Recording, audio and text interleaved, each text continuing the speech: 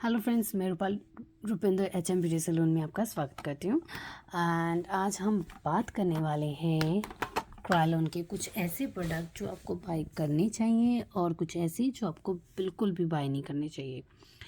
So let's start.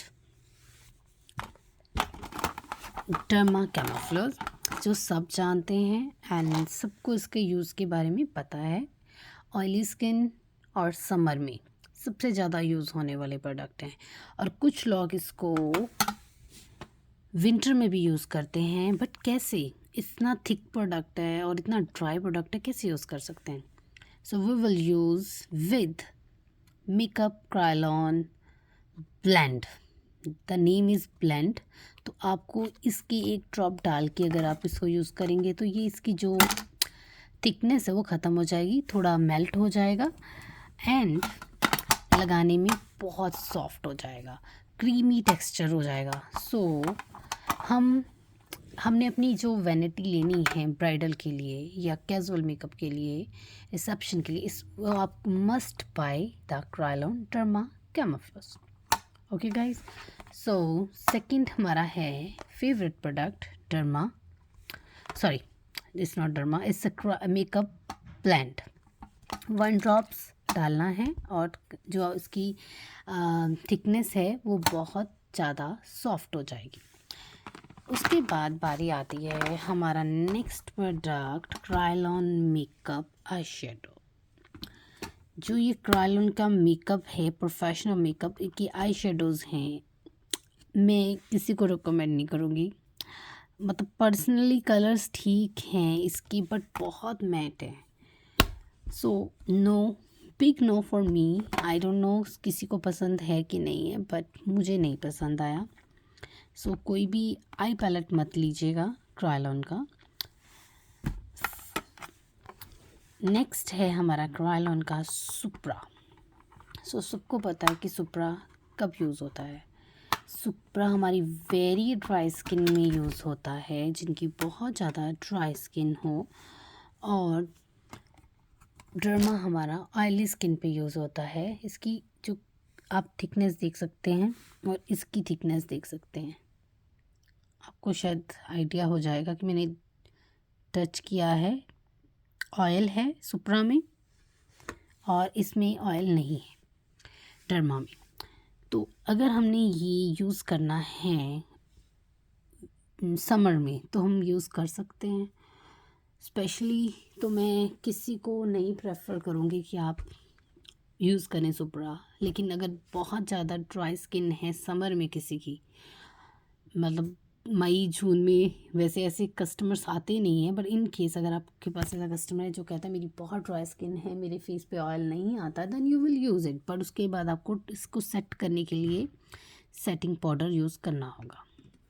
So definitely it's in, तो आपको ये लेना पड़ेगा अपनी वैनिटी में रखने के लिए। सो उसके बाद दिस इज़ द सेम कैमोफ्लोज। ये हमने वैसे D3 के नंबर्स रखे हुए हैं अलग से। So you must be buy this if you want. अगर आपने वो किट बाय कर ली है बड़ी वाली तो it's okay for fine, we don't need it too. तो आपने ये तो बाय करने ही करने हैं। उसके बाद बारी आती है हमारे दिस फाउंडेशंस की। ये कौन से फाउंडेशन है? ये क्रायोलॉन की ही किट में आते हैं। ये अल्ट्रा फाउंडेशंस हैं। इसकी जो थिकनेस है बिल्कुल नहीं है, और ना ये ज़्यादा ऑयली हैं ना ये ज़्यादा ड्राई हैं। बट जिनको बहुत नेचुरल मेकअप चाहिए, जिनके फेस पे कोई प्रॉब्लम नहीं है, you must be buy this one. But इसका ही काम हमारा सुप्रा कर रहा है। सेम है, इसमें ज़्यादा कोई डिफरेंस नहीं देखा मैंने। सो अगर आपने सुप्रा बाय कर लिया है, don't buy this one. No no no, never buy it. अब आती है हमारी next stick, FS45। Oh my God, सब पूछते हैं FS45 के बारे में। हाँ जी, यूज़ कर लेनी चाहिए, बट मैं ये ब्राइडल पे नहीं यूज़ करती हूँ। ये मैं लोग नेक पे यूज़ कर लेती हूँ ज़्यादातर। FS45 मोस्टली फेयर कम्प्लेक्शन है, जिनका फेयर टोन है, उन पे यूज़ किया जाता है। सो ये आप प्लीज़ कोशिश करें कि अगर आपने बाय किया है तो एक शेड मत बाय कीजिए, फिर इसके 3-4 शेड बाय कीजिए। अगर आप नहीं बाय कर सकते FS45, this is the FS45, this one, this is for the fair shade. तो आपको फिर इनमें से एक नंबर छोड़ के बाय करना होगा। जैसे FS22 बाय कीजिए, फिर FS28 या FS27 और एक FS45। मतलब 3 शेड्स आपके पास होने चाहिए, क्योंकि आप मिक्स मैच करके ब्राइडल पे यूज़ कर सकते हैं। लेकिन FS45 है तो बहुत यूज़ होता है, मोस्टली लोग ब्राइडल पे यूज़ करते हैं। नो डाउट मैं सुप्रा में से ले लेती हूँ, बट अगर मैंने ये डायरेक्टली अगर मैंने किसी पे अप्लाई कर दिया है सीधा किसी के फेस पे, तो आप नेक्स्ट टाइम अगर किसी ब्राइडल पे यूज़ करें तो प्लीज़ उसको क्लीन कर लीजिएगा। क्लीन कैसे करना है, वेरी इजी। आपने बस इसको रिमूव करके इसकी कैप एंड के कोई भी सर्कल मोशन पे किसी पेपर पे चला लेना है, या फिर आप इसको यूज़ अपने हाथ के पीछे चला के थोड़ा क्लीन कर दीजिएगा ऊपर से, क्योंकि सम टाइम किसी की स्किन सेंसिटिव है, पिंपल्स हैं, तो आपको अवॉइड करना है कि डायरेक्ट ना लगा के इसको स्पैचुला से, किसी ट्रेज आती हैं आजकल मेकअप को रखने के लिए, उस पर रख के and then you will apply to the customer. तो डायरेक्टली आप किसी पे मत यूज़ कीजिए, बहुत ज़्यादा प्रॉब्लम हो जाती है। अगर किसी को पिंपल हैं तो आपके अनदर क्लाइंट को भी पिंपल हो जाएगा, और आप अपने पर्सनल यूज़ पे भी ऐसे यूज़ नहीं कर सकती।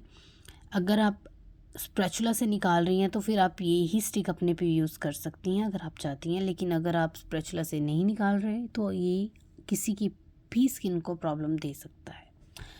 सो एक रीज़न तो ये भी है, और दूसरा रीज़न आपने ऑरेंज कंसीलर यूज़ किया होता है, ऊपर से आप ये लगा रही होती हैं तो कलर मिक्स हो जाता है, ऑरेंज का आधा कलर इस पे चला जाता है, और आप नेक्स्ट टाइम जब किसी को भी यूज़ करती हैं तो बहुत ज़्यादा लाइक ऑरेंज FS45 मिक्स होके आ रहा होता है। सो ऐसे मत कीजिएगा, ठीक है। उसके बाद हमारा आ जाता है my best shade, seriously oriental shade is the best shade. आपने ऑरेंज कंसीलर यूज़ किया, अगर किसी को ऑरेंज के बाद भी आपको लग रहा है कि डार्क सर्कल नज़र आ रहे हैं, पिगमेंटेशंस नज़र आ रही हैं, या उसके वाइट स्पॉट्स हैं, या उसके ब्लैक स्पॉट्स हैं, या उसको फुलवेरी है, so you will use the oriental. ये आपकी प्रॉब्लम मैटिक्स जो स्किन होती है उसको हाइड करता है, बहुत अच्छी तरह से कवरेज देता है। अगर जिसने ऑरेंज कंसीलर यूज़ किया है और उसके बाद भी आप ये यूज़ कर सकते हैं, और अगर आपने ऑरेंज कंसीलर नहीं भी यूज़ किया, यू विल मस्ट भी यूज़ द ओरिएंटल शेड बहुत बहुत अच्छा है। Must be buy this shade in your kit. उसके बाद आती हैं हमारी सबसे अच्छे ब्लशर्स की। दिस इज़ द ब्लशर्स, मुझे बहुत अच्छे लगते हैं। लाइक आपको कंटोरिंग के भी काम आ जाता है दिस ब्राउन शेड, और ब्रशर में बहुत अच्छा लगता है this pink peach brown, perfect shade for blushers. So this must be buy if you want this 1 2 3 4 5 6 FS45 and oriental shade. लेकिन अगर आप क्रायोलन की किट बाय कर रहे हैं तो आई डोंट थिंक आप ये बाय कीजिए। अकेली स्टिक बाय करने से कोई फ़ायदा नहीं है, सब पे एक स्टिक यूज़ नहीं होती है। प्लीज़ इस चीज़ को समझें, हमेशा शेड क्लाइंट के स्किन के अकॉर्डिंग आप दें, या 1 शेड लाइटर दे सकते हैं, इससे ज़्यादा उसको गोरा करेंगे तो स्किन ब्लैक हो जाएगी। प्लीज़ इस बात को समझें। और अगर कोई ब्लैक कम्प्लेक्शन की ब्राइड है तो आपने FS45 लगा दिया तो थोड़ी देर बाद ग्रे हो जाएगा, तो उस पर हम FS27 दे सकते हैं, या FS28 को मिक्स करके यूज़ कर सकते हैं। So hope this video help you guys. अगर आपको कुछ और इसके बारे में जानना है प्लीज़ मैसेज कीजिएगा। Thank you for watching and please like and share.